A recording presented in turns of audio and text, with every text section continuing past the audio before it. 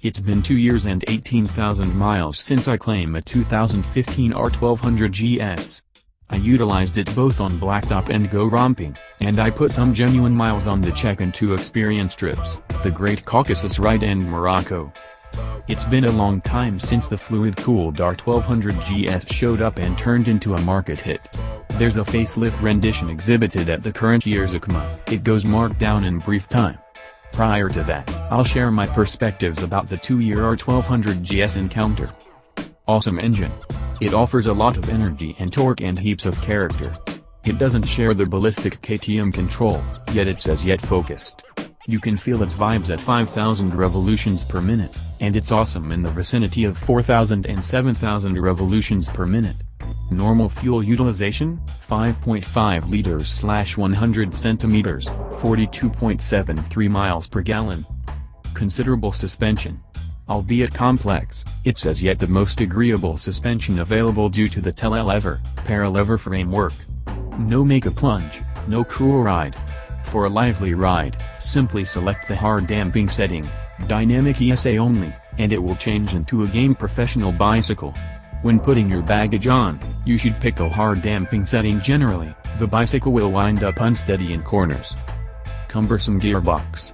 Possibly it was my misfortune, yet my R1200GS has an awkward gearbox. It acts preferred now over in its initial 10,000 kilometers, however it's still not as smooth as other bikes' gearbox. Then again, BMW Motorrad reconsidered the R1200GS gearbox this year, so the more up-to-date models ought to be better. Best-in-class electronics and brakes. Despite the fact that my R1200GS doesn't have the favor cornering ABS, I'm content with my gadgets. The insightful framework changes this behemoth into a simple-to-ride bicycle whatever the territory. Fit some TKC80s on it, and you simply need to click in and push the front brake lever now and again. It will carry out the activity for you. Wind insurance. The R1200GS accompanies the best manufacturing plant windshield, great assurance, no breeze jabbering. Be that as it may, it neglects to secure your shoulders. You can't feel the breeze at the principal ride, however you may understand it as the time passes by. I'm wanting to switch it with the GS Adventure windshield. Uncovered parts.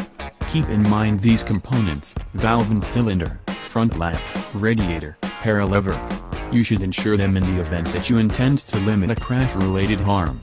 Some fair assurance will cost you $1,000. It's expensive. A standard R1200GS begins from $16,500. Put some spoked wheels, keyless ride, adapt move help start, riding modes and vario cases and the cost will go past the $23,000 stamp. Then again, it's got a decent resale esteem. I could without much of a stretch offer dig for $19,000. It's not only the obtaining cost. The first parts and the administration work are additionally costly. Pick the spoked wheels. On the off chance that you can pick between the cast aluminum Hagel's spoked wheels, pick the spokes. It's simply $500 more, and you'll be more joyful when running over potholes and harsh streets. Specialized issues. Be careful with the catches.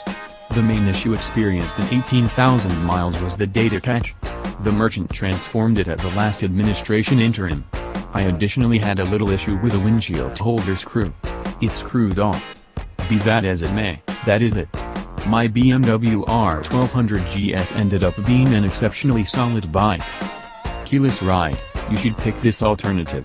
At the point when BMW presented the keyless ride framework on the R1200GS, I viewed it as only an impulse. Yet, soon I understood that those minutes when you put your apparatus on, counting your gloves, and you don't recall where you put your key are no more. Change your air channel frequently. In spite of the fact that the BMW mechanics will change your air channel once at 2 administration interims, 12,000 miles, it's smarter to transform it at each 5,000 miles, particularly in the event that you ride in dusty conditions. Strong development. I had a few simple crashes these 2 years. One of them as of late, in rough terrain. Nothing broken. On the off chance that you put some crash bars and shields on the uncovered parts, the R1200GS will be an extremely intense accomplice.